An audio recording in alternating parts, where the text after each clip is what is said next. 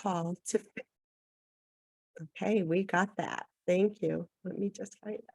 The film serves as an urgent call to action to fix the frayed relationship with the goal of once again working together to promote the values of social justice.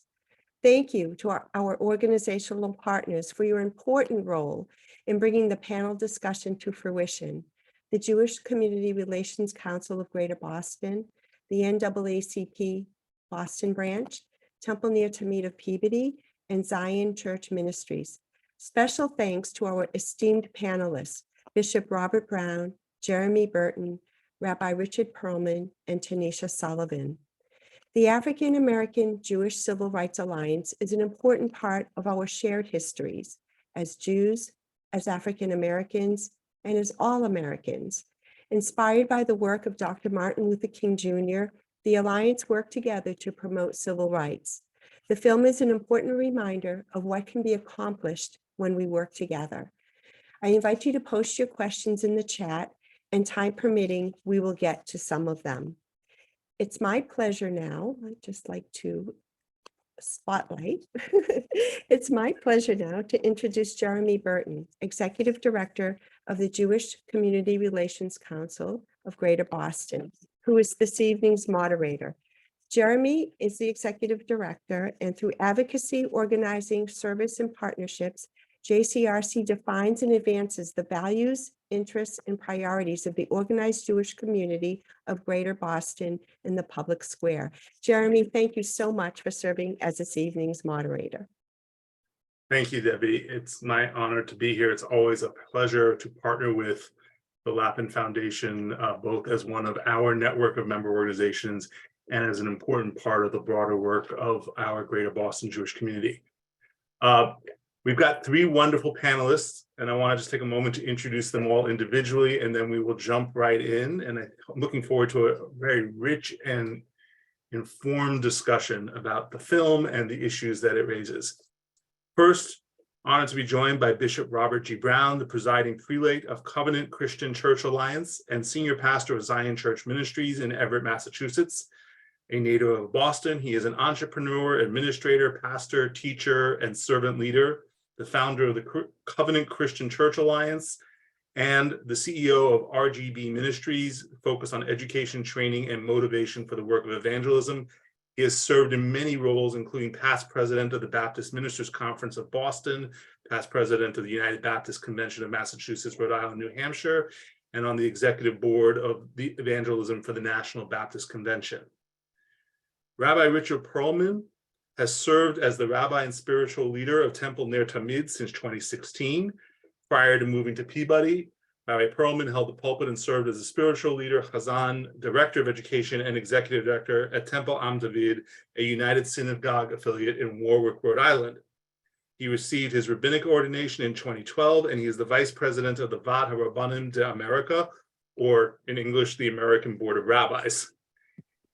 He is a past president of the North Shore Rabbis and Cantors Association, an active leader and member of the Peabody Clergy Ministerial Association, and a member of the Board of Rabbis of Greater Rhode Island, and very active in serving on the Interfaith Community Dialogue Planning Committee hosted by the Mayor of Peabody.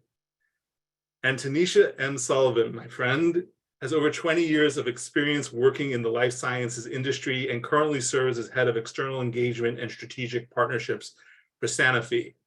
Prior to this role, she served in executive level roles with the company, including the company's fellow in CEO Action for Racial Equity, a national public policy fellowship focused on engaging the business community in the advancement of racial equity. Tanisha is a well-respected civil rights leader, a dedicated public servant, and is serving her third term as the volunteer president of the NAACP Boston branch.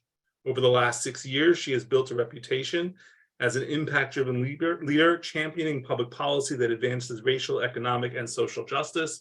She serves on many nonprofit boards and advisory committees, including the GBH Board of Advisors, the Rappaport Center for Law and Public Policy, and the Massachusetts Governor's Black Advisory Commission. We have this incredible panel and this really fascinating film.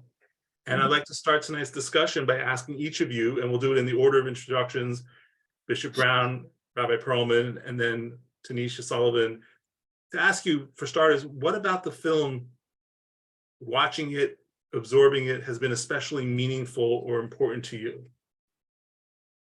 Bishop Brown? Good evening, and we welcome all of you here. We thank you for taking time out of your busy schedules to join us. The film that we had an opportunity to see prior to this discussion really brought back a lot of memories, being a product of the civil rights era, and knowing as a youngster and then a young man, many of those individuals that were leaders in that era of time, just reminded me as to how deep the struggle really was. And here we are in 2023, and yet the struggle still continues.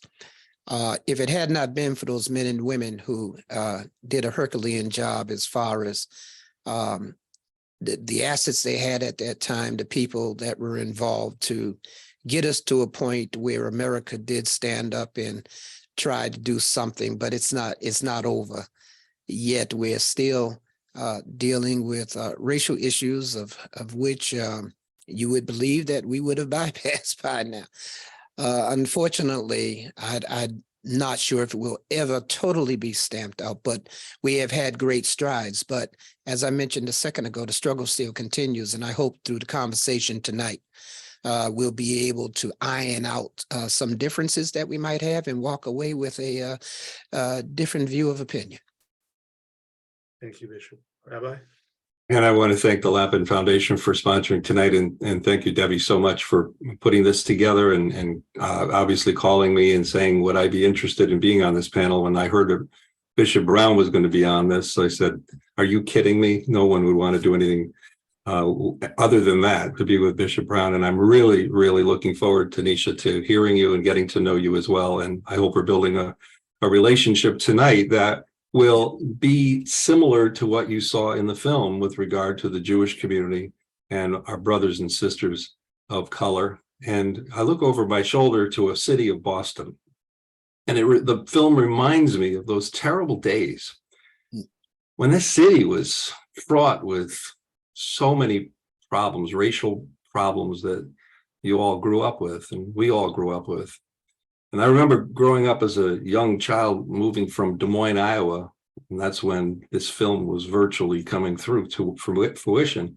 Moving to New York, going from Des Moines to New York was quite a challenge for a young boy to get to know the differences of people and culture.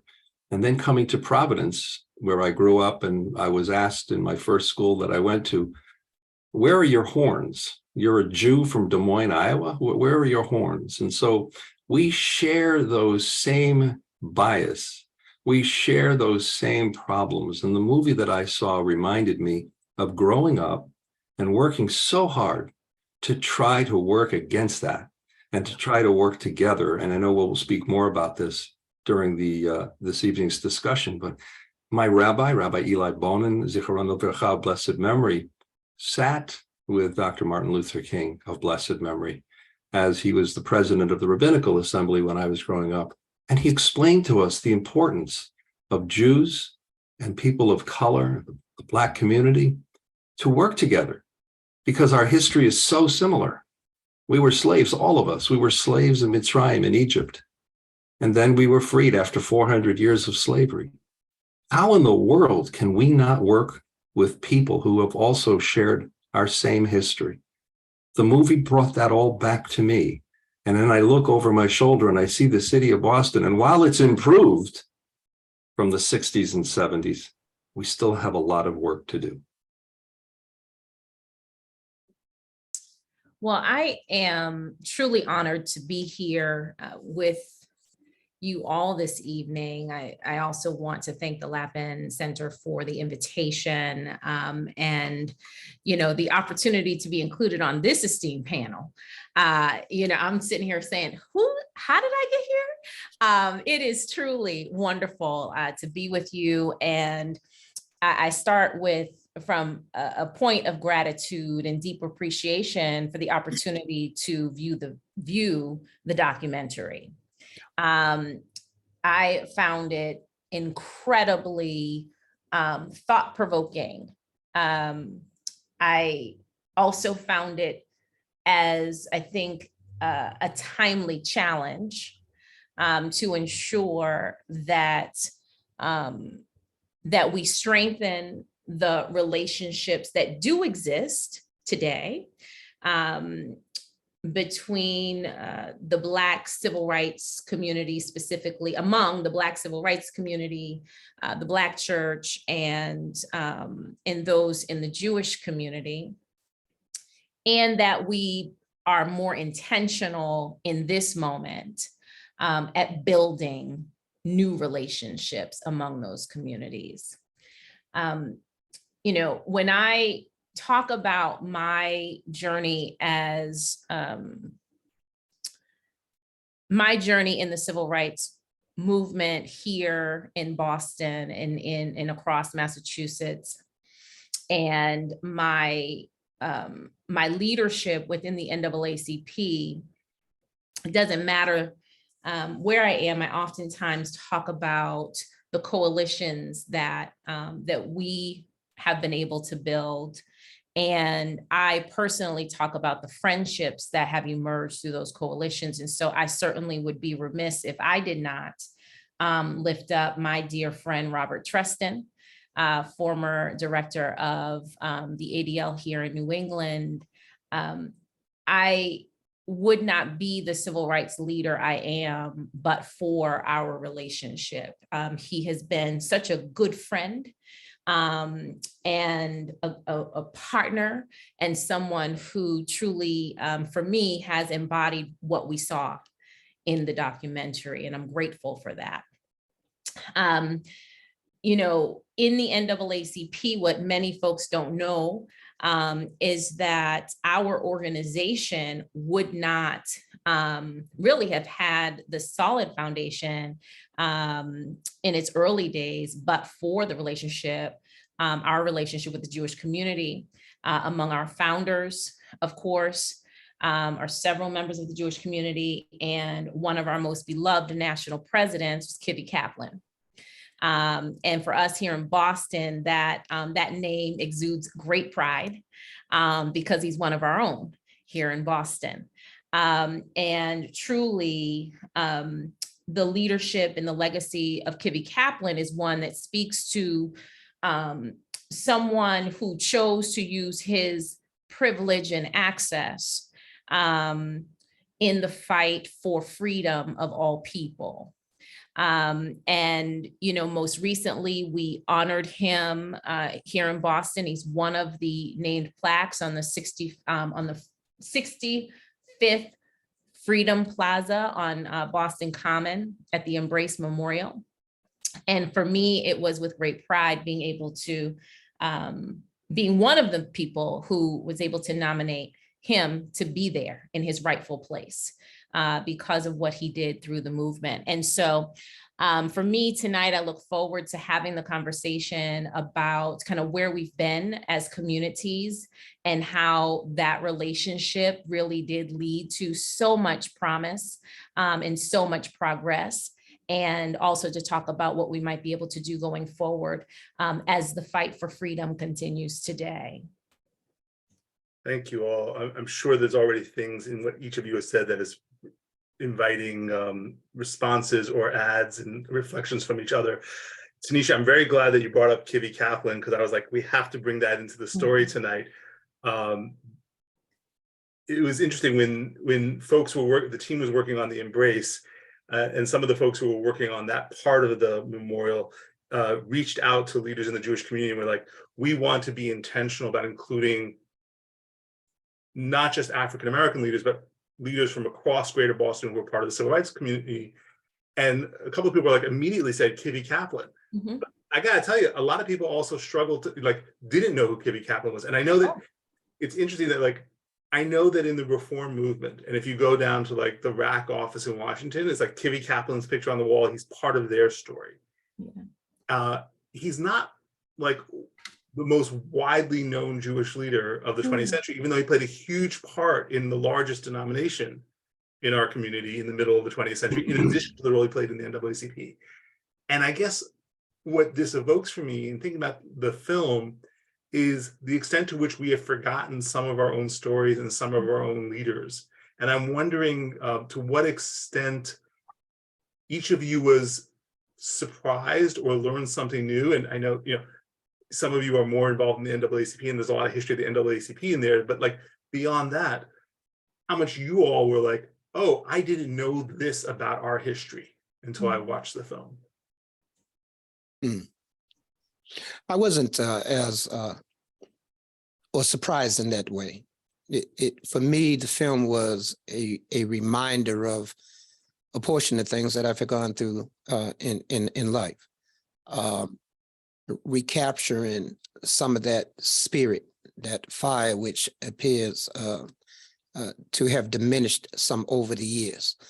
Sometimes when you get ahead, you forget about where you came from. And I think we're at a crossroads now where we have to take time. Every now and then, there's no harm in looking back, because it will hopefully re-energize you in continuing to do the things that have gotten us to where we presently are. So it was just a reminder for me. It wasn't necessarily a lot of the history I already knew. I dig into that an awful lot, and but I was very impressed with how the film portrayed things and actually taking actual footage and putting together correctly. So yeah, I was impressed with that, but it helped me to re-energize. Tell a story of how I lecture at a Catholic school in Rhode Island, and I recently had a situation come up.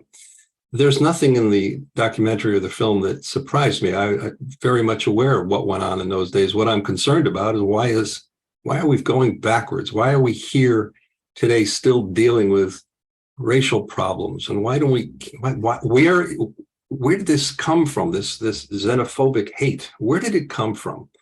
And I had a student in a very exclusive high school in Providence, a Catholic school, who asked me the question, what do I think of Kanye West and how he's preaching? And as we know, I mean, for those that don't know, he said some pretty awful things about the Jews. I looked at the kids. And by the way, first of all, I have to express this. Most of the children, or the kids, they're children to me, they're high school kids, they're children. They were Black in the classroom, and most of them were the football team. And so when I was introduced to the class, I was told that it's going to be a tough class already. They put the kibosh on my feelings, oh, it's going to be a tough class. They're taught, they're football students, and they're really not interested in what you have to say, Rabbi. So just don't take it personally. And I walked into the class. The first thing I did was I said, does anyone know? And I said a name, and it happens to be my son-in-law. And they went, what? He happens to be of color. He's Black. And my two grandchildren are Black. And they looked at me, what? A rabbi has a Black son-in-law? What? And we immediately hit it off. We started talking because I said, if any of you are planning on going to Rhode Island College, I'll put in the good word for you. And we started talking about Jews and Blacks, and we talked about our religion. And that's when the question about Kanye came up. And they said, what do you think about it? And so I answered it this way.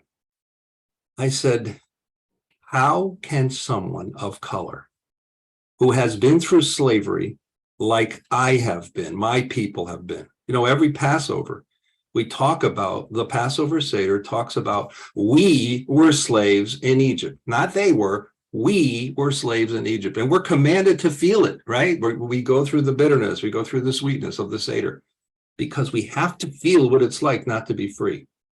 And it's important for us all to remember our history, our past, so we don't repeat it. And so if someone's preaching hate, how would I feel about that? I said, you can't take your skin off. I can take my yarmulke off, and I can become, just another person driving down the road. Although one time I was almost driven off the road because I had my yarmulke on because of hate. I looked at them and I said, anyone preaching hate who's been through what we've been through, who's been through slavery, who's been through bigotry, who's been oppressed, anyone preaching hate, I don't understand it. And then I said, where I live, there were some people that were posting a banner that said Jews did 9/11. And they all went, what? right? They were shocked by that. I don't think they saw it in Rhode Island. And if they did, they didn't pay attention. And I looked at them and I said, do you know who did 9/11? And of course, the teacher almost, what is he going to say now, right? Who's he going to blame it on, right? I said, let me tell you who did 9/11. Hate did 9/11. It was hate. So when someone is preaching hate, and I don't care who it is, and I don't care who it's against, I'm not in favor of it at all. And we need to educate. We need to make sure that people understand we all have a common bond. We bleed red blood, all of us, and we all come from the same God and the same background. And we have to learn how to stop hating each other and start loving each other more. I got an email from the teacher the following day saying this class after I left couldn't stop talking. Mhm. So education is paramount. How are we going back? We're going back because we're not talking enough about it. We need to do more of these. We need to hold each other's hands in public. Tanisha, I would love to hold your hand someday in public, and Bishop Brown and I have done it before. We've embraced in public. People need to see us as the leaders like they saw the leaders of the 1960s and that generation as well. We need to do a better job. Mhm, mhm. For me, what was wonderful, and I appreciate us kind of calling into the conversation, the Passover, and the call to remember. Remembrance is so important. And I think it's a practice that for those who believe in freedom and justice, and those who want to be part of forward progress, that we practice remembrance. And so in watching the film, one of the things that caught my attention and my remembrance is that for me, I am really the first part of the first generation. I was born in the early 70s. So first generation post what was the central point of the civil rights movement. I say it that way because I believe we're still in the movement. But really first generation to be born post that level of struggle, that type of struggle in oppression. And so what that means is the work within the civil rights movement has shifted. It was the fight for legal rights. Okay.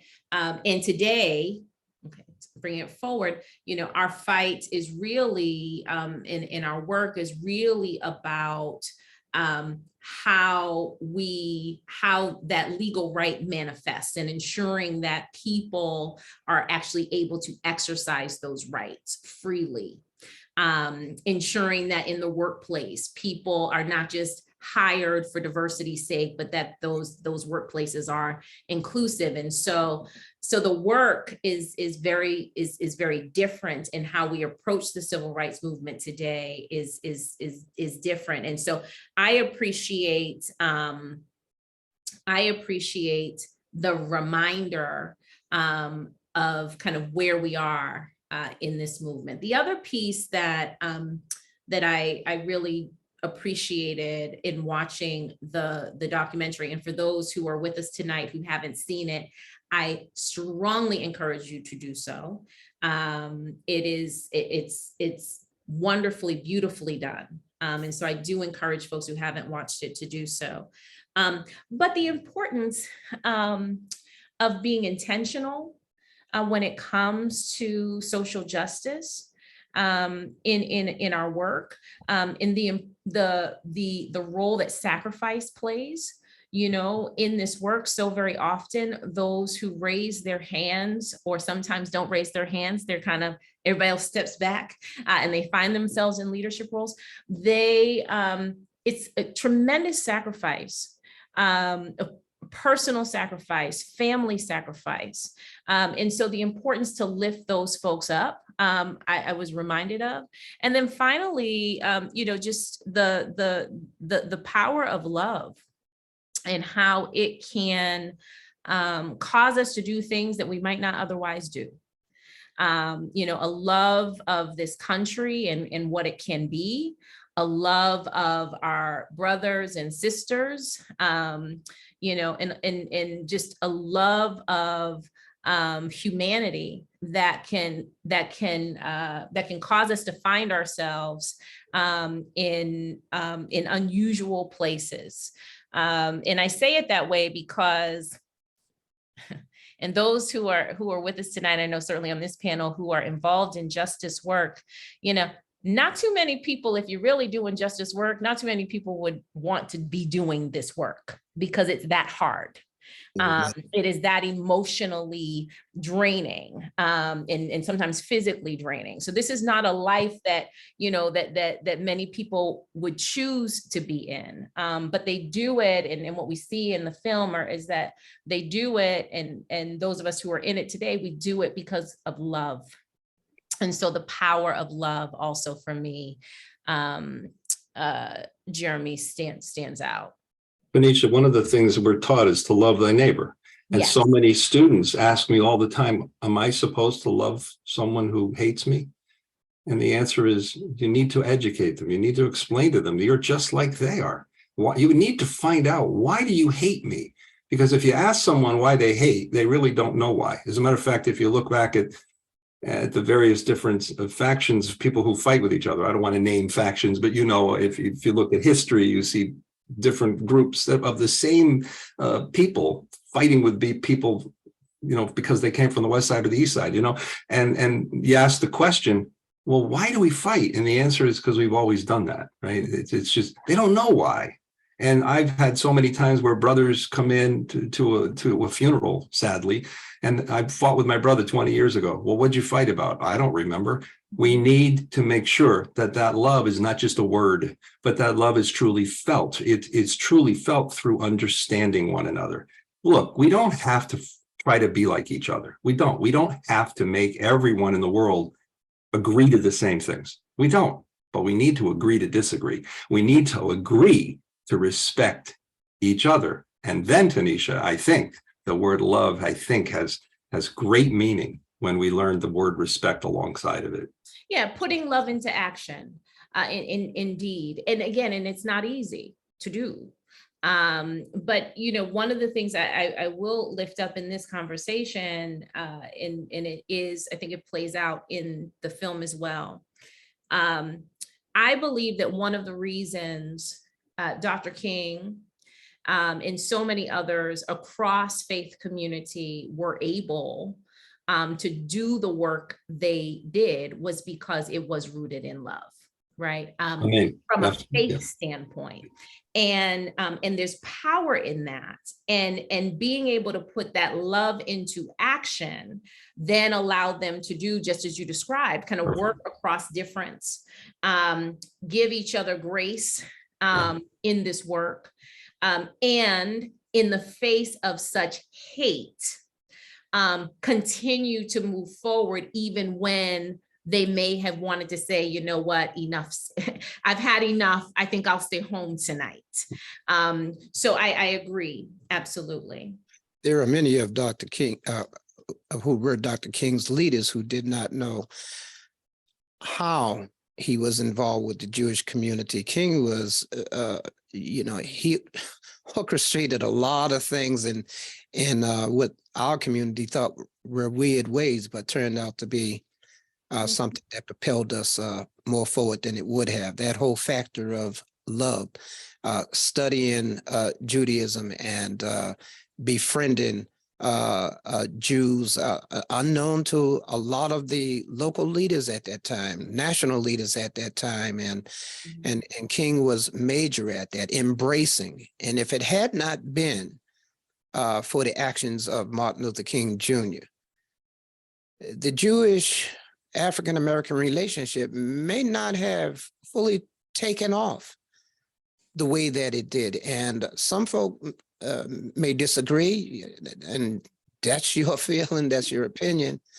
But if you look closely, it was King who started bringing those lines closer and closer together. And when you look at the film, there was a statement in there where it was mentioned that it was almost impossible to say no to Martin That's Luther right. King. That's right. That's right. And the question, of course, is now, what, as we said earlier, what broke off? What happened? His message was so clear. And unfortunately, some people decided that we needed to go to another direction. And we started to have this problem that we're dealing with in many cases today. Look, I think for the most part, Blacks and Jews, we love each other. We get along. There's always the fringes, right? There's always the fringes that have the problems. And how can we figure out a way as Jews, as the Black community, the NAACP, Bishop Brown and I, we sat with each other at a seminar and we were studying together and we looked at each other and said, how can we make more people just not look at each other's color of their skin or their religion and look at us as human beings? How are we going to do that? How can we look at some of our leaders who are spreading hate, some of the people that the kids look up to today? How do we educate them to the point of what they're doing is creating a terrible, terrible world for our children and grandchildren to grow up in? And you said, Tanisha, it's a tough job. It's a tough job. You're darn right. I want to take that question and take it someplace. I want us to go a little deeper on this because the film gets at some of this in many different ways. And Tanisha, you used the term about doing the work a number of times earlier. So I want to take that comment and go a little deeper and recognize that in the film, it talks about some of the work that we had to do in our own communities in service to a relationship and collaboration. And look, I have a slight bias here.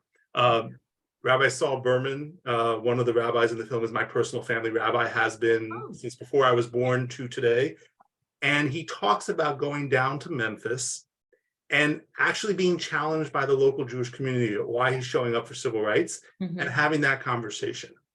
And I know from others, in my own experience of growing up, and my first work was with Mayor David Dinkins in New York, who is shown in the film in the context of some of the difficulties about Black American leaders who stood up very strongly in support of the Jewish community at various points of tension and experienced that. And that's how I got to know him.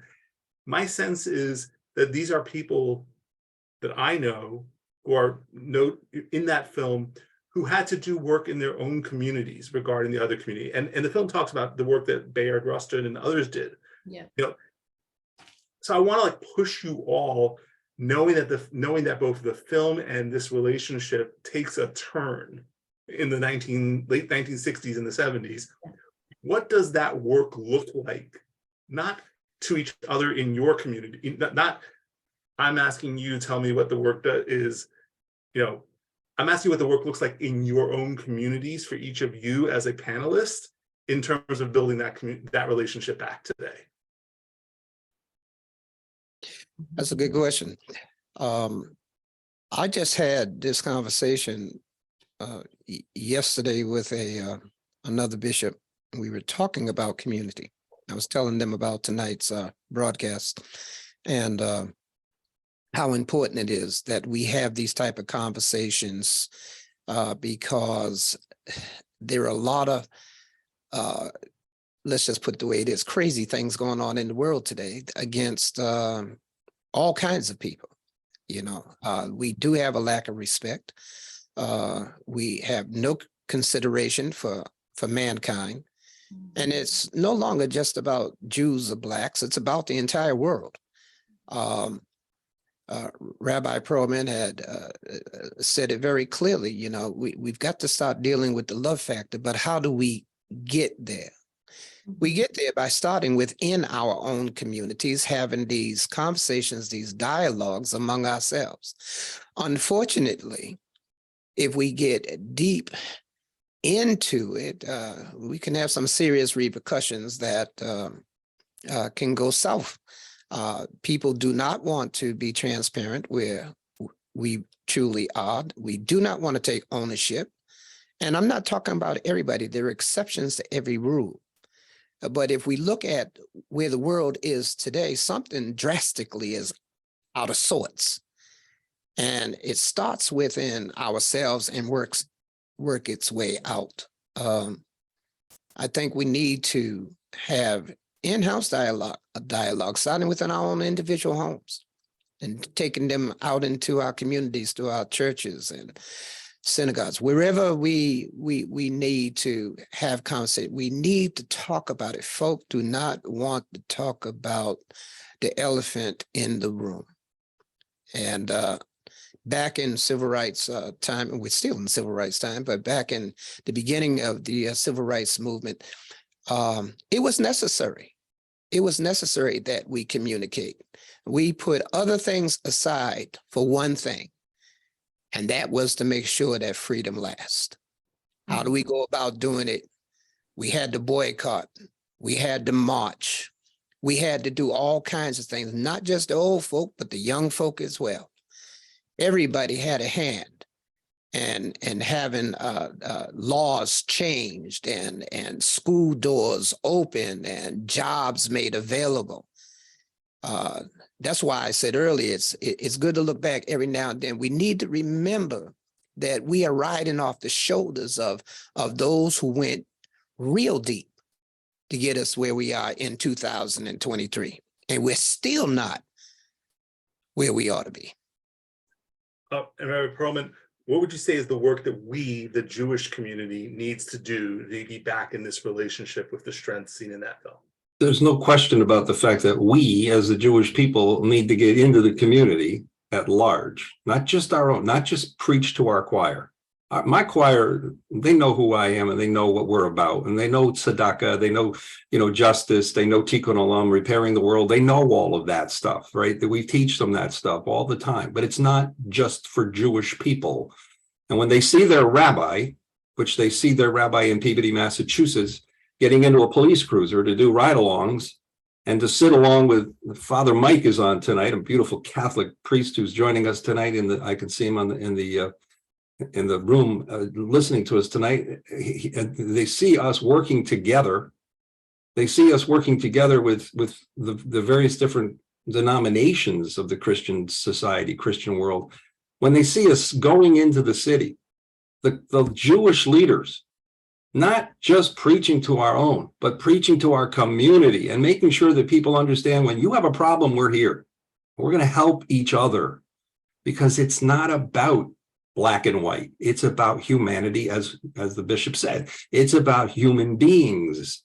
And until we understand that, and until we start getting out in the world, I'm not just talking about Rabbi Perlman, but I mean all of us in all of our communities, and be a part of the community. And if you see injustice, I don't care who you are. When we see injustice, we need to stop talking. We need to stop preaching. And we need to get out there. We need to get into the streets. And we need to help our brothers and sisters of all denominations, of color, or whatever. So bottom line is, and I keep going back to what Tanisha said, anybody who gets into this business, it's not easy. It's a job. It's not even a job. It's a calling. It's a calling. And when someone looks at this as a calling, it's not a pain in the neck. It's a necessity. We must be the next generation of preaching the words of Dr. Martin Luther King in the streets, in our cities, not just in our churches and in our synagogues, but in our community. Yeah. I think just going back to this piece around kind of when and how did this kind of veering off happen? Mm-hmm. And truly it's, post 68, I would say.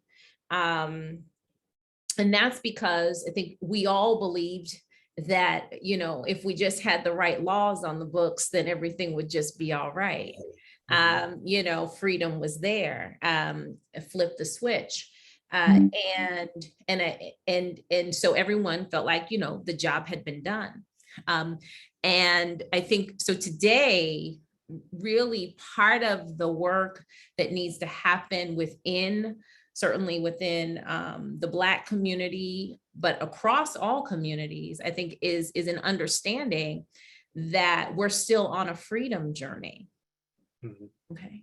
And we will be there, until we have addressed, the deep inequities that exist, that we can see today, whether it's in housing or education or job opportunities, or health disparities. Like part of, if we're going to truly believe in freedom, then that means that we truly believe in each individual's right to exist and to be.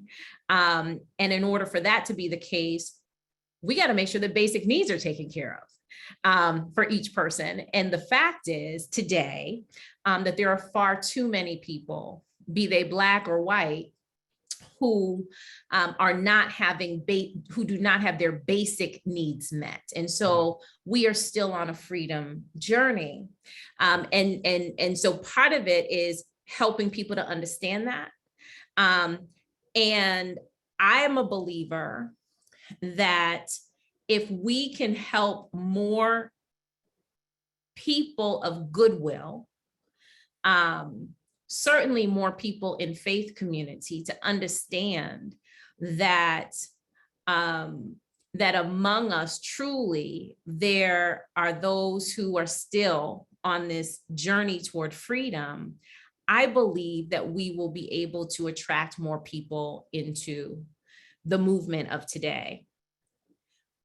Said another way, I think there were too many of us who believe that we arrived and still believe that we're at the destination, and have forgotten about large swaths of our communities that are still struggling, and yet still have enough belief that they're waking up every day trying to do what they can to survive. And so for me, from a leadership standpoint, one of the things that I try to, speak life into is, in addition to the power of love, it's the power of hope, and hope and action. And it's the power of belief, belief that, this journey that we're on can actually lead to freedom, and that this country that we are blessed to live in can truly deliver on its promises for all people, but it's going to require all of us to stay in the game. Don't give up, stay in the game.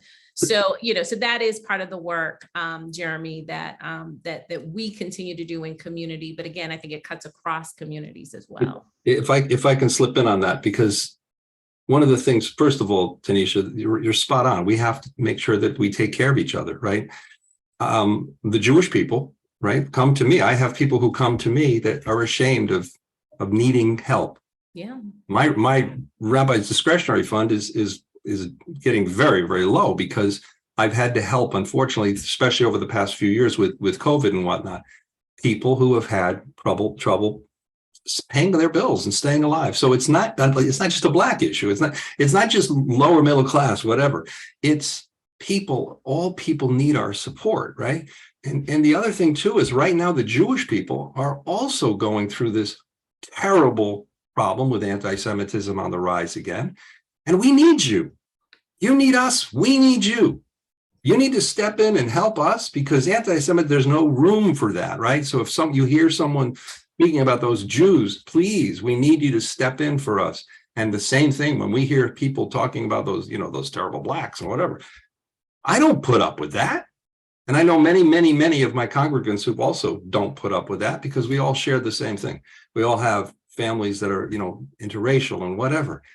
And we do love each other. And I just think we need a slap in the face once in a while. We need to, it was said in a great movie, snap out of it, right? We all have to snap out of it and do our job. And remember, it's not just one group. And you said it earlier. We have problems in all the groups of our humanity.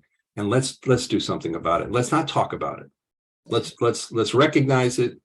Let's be leaders and let's do something about it. Jeremy, if you give me a second, because Please. Rabbi did it, it's his fault. To have the union that we once had makes all the sense in the world if we look at the accomplishments that were made because of it. Yeah. I think what's happened is that it's gotten lost by the wayside. Time has eroded the relationship to a point where instead of having the love, instead of having the ability and the desire to work with each other, now we're at wit's end and we're treating one another like everybody else treats one another. And the reason why I believe we're here tonight is that somebody is finally saying, hey, wait a minute. Everything's out of balance. And we really have to find a way, because I believe it's through our Jewish brothers and sisters, through our African-American brothers and sisters, because of the relational things that have taken place with slavery, oppression. When you look at anti-Semitism, and yes, it's on the rise. It's like, okay, we've dealt with blacks enough. Let's go back and start dealing with Jews. You know, I mean, you can't even go to temple to pray without the fear of being shot or robbed or maimed in some kind of way. And that's where we are right now. I think it's very important that each of the panelists have brought out major points. The conversation has to be real. It ought not just be for the time that we're together tonight. The conversation must continue, and it must widen throughout the entire country until, Lord willing, every American has an opportunity to hear these stories and to possibly have mind changed because you grew up in a very tight-knit, closed-minded family that's all they knew and that's all you believe is. So I want to thank the two of you for what you've already said, but you know, time marches on and we need to march on with it. I agree. And can I just want to put one note in here, Jeremy, in that there are communities that are doing what we're talking about. Right. So I want to make space for that. Right. I can't be here and not call out, one of my adopted homes, Temple Israel. Right. Like doing the work, CBE in Acton, doing the work and really trying to be intentional about it. I lifted up the ADL, in its relationship with the NAACP. I think Cindy Rowe is on from JALSA. So there are, I think, some examples here in Massachusetts of communities that are really trying to be intentional about keeping that tight relationship alive. The question for us is, how do we expand that beyond kind of these singular or so-called like island-ish examples and really spread it across our communities. But again, I apologize, Jeremy. I just wanted to, I don't want people to be here and think that, the relationship is gone. There's nothing but a small remnant. There's more than just a small remnant. There are actually, I think, some really good examples of how this is working. I'm glad, Tanisha, that you interrupted me and that you went there, because for the audience, you should know I'm seeing all the questions that are coming in. Many of your questions are similar, overlapping, so we've sort of been weaving some of them in here. We're not going to get to all of them, but Tanisha, you sort of went straight to where I wanted to sort of go, which is the specifics of who's doing the work, how the work is happening here, and frankly, how people who are here tonight can connect to the work. And I was going to ask you to say a little more about your relationship with Robert, how you build that relationship with the NAACP and ADL, but you opened up that space now. If you could speak to and this is for all of you, but let's start with Tanisha because you started to go here. where can people who are watching tonight, particularly the younger people who Hmm. might be watching tonight, where can they plug into this doing of the work right here in Massachusetts today, and how? Yeah, I think that there are several communities that are really trying that recognize, let me say this, the power of this relationship. Like if we really, and this goes to Bishop Brown's point, I mean, if we use history as the teacher, it is the power of this relationship and the strength of it that allowed us to really turn a sharp turn, a corner in the history of this country toward greater freedom, justice, and equality for all people. There's power in this relationship. And so, there are communities, as I mentioned, there are some that I'm very familiar with, Temple Israel being one, CBE in Boston, CBE in Acton being another. One of the things that I will say is you don't have to do everything. You can just find something that you're interested in, something you're passionate about. GBIO, Greater Boston Interfaith Organization is a great resource, interfaith resource that is, has many options for people who want to plug in. I encourage folks, don't go it alone. Find an organization or a community that is on the path. I will just talking about Robert, our relationship has evolved over the last 6-7 years, very naturally, and it began with, I must say, an invitation from Robert to me to speak with the ADL and just to share. And it, it has just blossomed over the years to be one where, something would happen within the Jewish community, he'd call me. Something would happen within the Black community, I'd call him. To the point where, quite frankly, Robert has over the years very often been one of my first or second calls in this work. But I think it came from his initial gesture and extension and invitation to me, and his sincerity and authenticity in wanting to be not just a partner, but a friend in this work. And so, for those who are interested in building that type of relationship, seek to be a friend. And there's the power of that is really boundless. If I can say one thing about how Bishop Brown and I are already discussing this, we've invited each other's church and synagogues to worship together. And I'm asking everyone in the listening tonight, with us tonight, to bring a friend.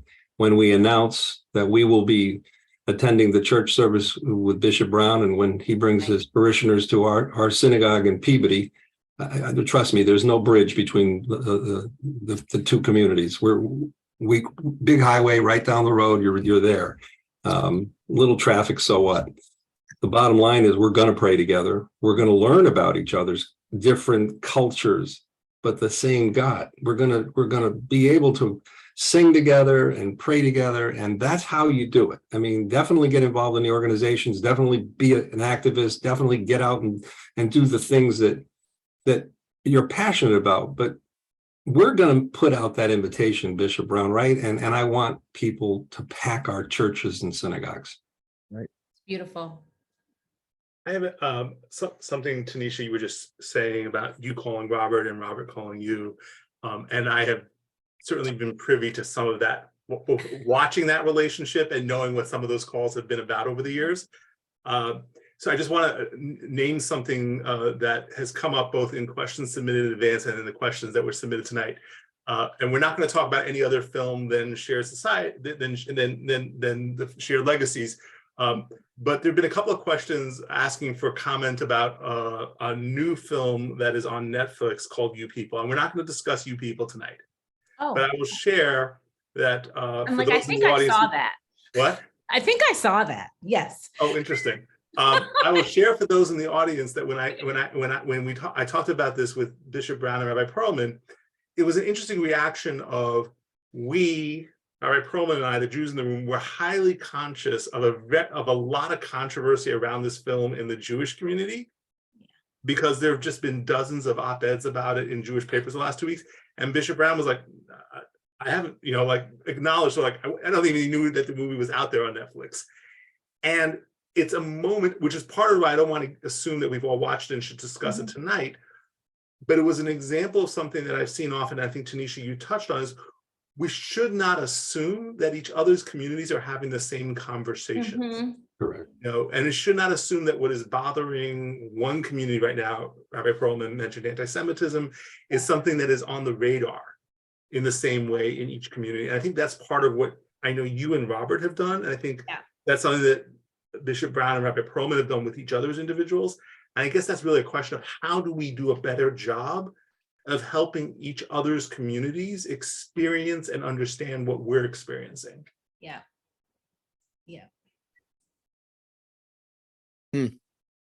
We don't know what we don't know. That's true. Okay. And so, and part of this is, I think if we want to be authentic in these relationships and build them, there has to be trust, right? And one of the things that is beautiful about, and that I deeply appreciate about my relationship with Robert and others, not to make Robert like a central, Robert, like he's gonna get text messages like, you were a central part of the panel. Hey, you brought him up before I did. But one of the things that, that makes it work is that there's trust there, right? So he knows there's nothing he cannot say to me. And I know there isn't anything I can't say to him, because we trust one another and assume good intentions. We know one another's hearts. So like, if he has a real question, like he gets to just say it and not try to figure out how to ask it.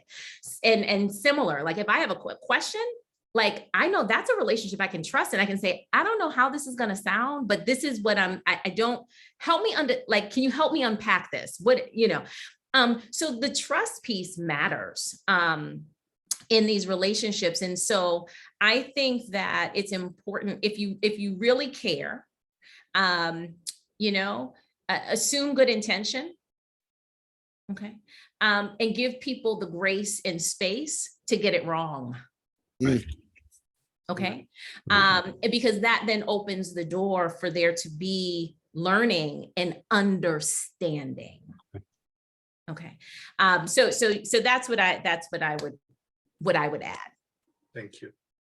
I've been getting the signal to wrap up. So final question for all three of you, and we will go in the order we began with Bishop Brown, which is, I'm going to say, for the first time tonight, let's try to do this in 2 minutes or less. Where do we go from here? Well, I think I've been saying it all along. We just have to continue getting the message out. We have to, take it step by step, one day at a time, one step at a time, but reaching as many people as we possibly can, and being very transparent with not only our yesterday's feelings, but our feelings today. This is a big job, and it's not going to happen overnight, but I can tell you that change possibly is beginning right now. So let's just keep the word going out and show the film and talk about it. Be real. Be real. Thank you. Eric Roman? Bigotry is bigotry. I don't care who it's against. If you hate someone, you need to learn about those people that you hate, because if you hate someone, you're xenophobic. It means you don't understand them. We are all the same. We just need to figure that out. Educate them. We need to do a better job of talking about it. As Tanisha said, talk about it and be real. Don't be afraid that, don't sugarcoat things. As Bishop Brown said earlier, there's an elephant in the room. Let's talk about it. Let's be adult and discuss it and not hide from the facts. But my bottom line is, and it's always worked for me, is if something needs to be taught, and it has to be taught to the parents first, right, let's do it. Let them see the documentary. Let's put more of this into our curricula in schools, to discuss in our schools about our history, because if we're going to be doomed, we're going to be doomed to repeat it if we don't do that. So this has been a wonderful conversation. I so appreciate, again, the opportunity to be with folks tonight. One, I just encourage folks to really think about what they can do. Okay. As after, kind of listening to this conversation, I mean, your first step is that you're here. Thank you. Next step is really contemplating what you can do in your own community to carry this just dynamic legacy forward. And so if that is through your faith community, do that. If it is through connecting with a local organization, please do that. But most importantly, do something, because it does take all of us. The last piece I will mention, and I appreciate Nancy Sacchetti for keeping me honest tonight, because I talked about so many other organizations and I didn't talk about the NAACP. My goodness, an organization that really does speak to the shared legacy. And so I'm going to put into the chat for those who are on the North Shore and you have just a vibrant NAACP branch that is now led by Dr. Kanan McKenzie. She's amazing. A new leader in the NAACP. North Shore NAACP is one of our largest and growing units. So you can plug into North Shore if you live or work on the North Shore. Or the NAACP Boston branch for those who live or work in Boston. I'm going to put both of those links in for folks who are interested in learning more and joining us in our movement. Thank you. Great, thank you. And then I'm going to turn it back over to Debbie Colton from the Lappin Foundation to bring us home tonight. But really, it's just been a pleasure to have this conversation and to spend time with all of you. One of the great things about my job and being asked by Debbie to do things like this is it actually forces me to make time for our relationships in the lead up to these. And I really appreciate that opportunity as well. And it's just wonderful to see you all here tonight. And I look forward to continuing both these conversations and this work with each of you. Debbie? Jeremy, thank you so much. So the questions are coming. What can we do? What can we do? What can we do? So here is something everybody can do. Go back to your communities, to your churches, to your temples, to your civic groups, to your youth groups, to your schools. I put my email in the chat and contact me, and Lappin Foundation will gladly host a screening with more conversations. Because I too was sitting here, what's next? What's our next step? And I just realized that's something we can do. Lappin Foundation can do that, but we need to do it in partnership with each and every one of you. So go back to your groups, get in touch with me. Each of you is right. Tanisha, Bishop Brown, Rabbi Perlman, Jeremy, we need to keep these conversations going. More people need to see the film, right? And I just want to share one heartfelt moment. I watched, the first time I watched it in a public setting was at Chelsea High School. And one of the students I sat with after, he said, I don't know what to say. He said, because how did I not know this history? How do I, as a Black teenager, not know this? And I say, now you do know it. And now you can teach it, and now you can share it. And Chelsea wants to do it again. So it's starting. So something really big and important here happened tonight. So Tanisha, Bishop Brown, Rabbi Perlman, thanks so very much for your time, your insights. You've given us a lot to think about. And I hope that those of you who are watching are inspired, really inspired to start thinking about ways we can take action to rebuild this very important coalition that really changed America. Right? And I believe it can change it for the better again. And Jeremy, thank you so much for serving as moderator. We appreciate the important work that the JCRC does to promote collaborations among group and to improve the community for the greater good. I thank everyone for taking time out of your schedules to join us this evening. You'll get an email from me seeking your feedback. So you will have my contact information, but go out and make it happen. That's something you can do. We can show it over and over again and start having these important conversations. I wish everyone a good night. And thank you. Thank you for coming. Take good care. Good night. Good night. Right.